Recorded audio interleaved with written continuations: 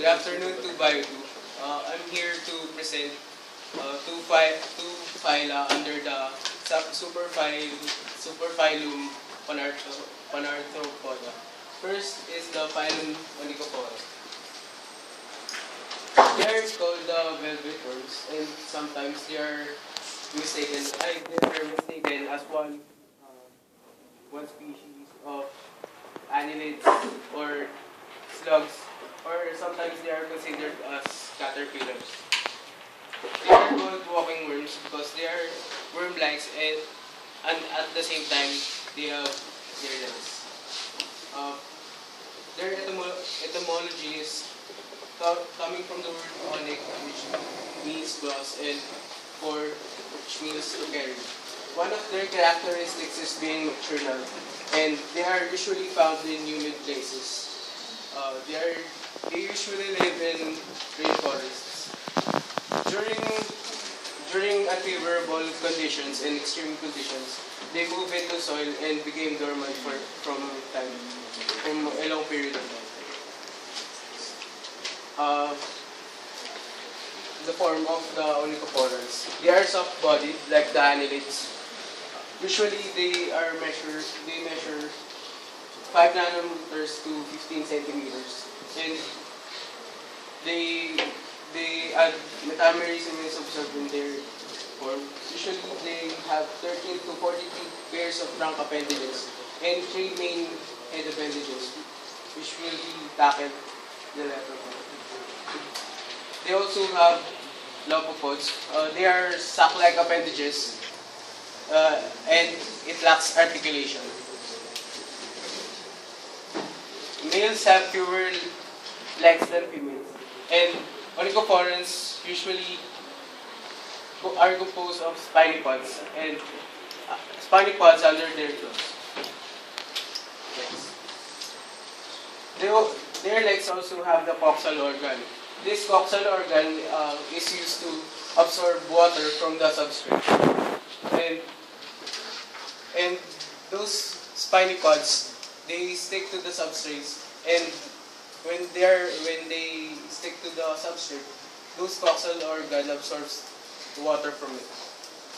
Also, they have crural glands on their segments. These crural glands are the salivary glands or the slime glands on the segments.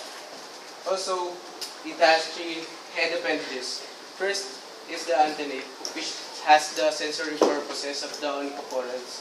Next is the mandibles, which is used for lacerating prey and for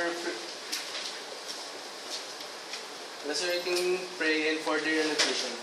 And lastly, the oral papillae, which is located on the dorsal part of the head, and it usually secretes slime to flood the prey and to easily lacerate the food. Body wall and movement.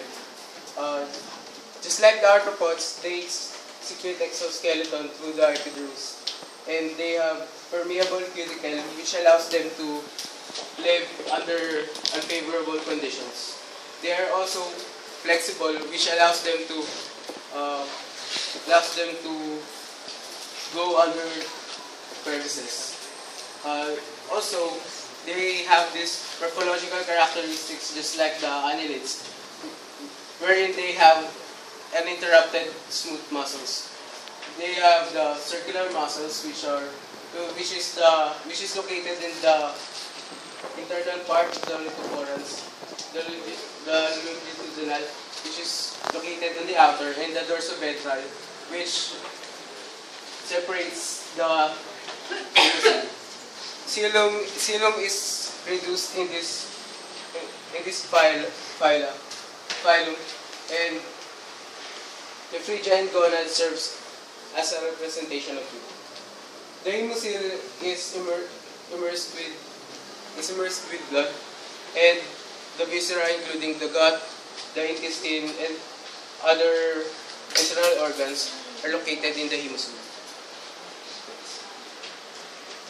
Nutrition. Usually, their prey are small arthropods, and they use slime glands to entangle prey, wherein this slime may make them easy to lacerate the prey, and they use mandible for the laceration. The They also have foregut, midgut, and hindgut. In the foregut, they have these pharynx and esophagus. In the pharynx and mouth and pharynx. In the midgut, they have this long intestine, which elongates under the length of the full animal, and the hindgut, which represents the rectum. They also have this peristrophic membrane which encloses the food so that it can avoid abrasion from the intestine. Next, the internal transport. Their chemical system is separated into two. The dorsal, which is the pericardial sinus, and the ventral, which is the perivisceral sinus. Just like the arthropods, it has the open circulation. During diastole, the blood enters, and during systole, the ostia closes. Their blood doesn't have pigments, and yet they have amoebocytes and nephrocytes. For gas exchange, they have tracheae, which is opened by spiracles. For excretion, they have saccate nephridia, which is composed of podocytes. All of their trunks have a pair of nephridia. Next is the nervous system. They also have the ladder-like nervous system, quick cephalization, and they have ganglia joined by 9 to 10 transversal commissures.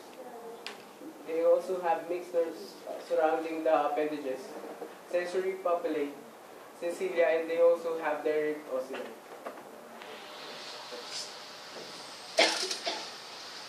Until now, there is a issue regarding of which is the closest relationship, if it is arthropods or annelids.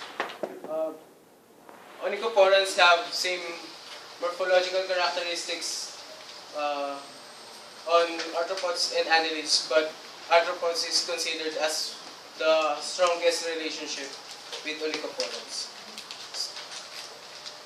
Next phyla is the phylum Tardigrada. You can see in the background, they are like bears. Phylum Tardigrada is also called as sea bears. There are 800 described species, and they are usually found on wet or moist habitats. During extreme conditions, they apply cryptobiosis, which allows them to survive unfavorable conditions, and here metabolic rate is being slowed down. Their form and body wall, they are bilaterally symmetrical. They have 5 segments, one for the head and four segments for the trunk. It also has 2 layers. It lacks motile cilia and its exoskeleton. Its hemocele is surrounded by basal lamina. This is the body of the tardigrades. There you can see the nervous system. It has a ring of ganglia which surrounds the esophageal ganglion and the full body.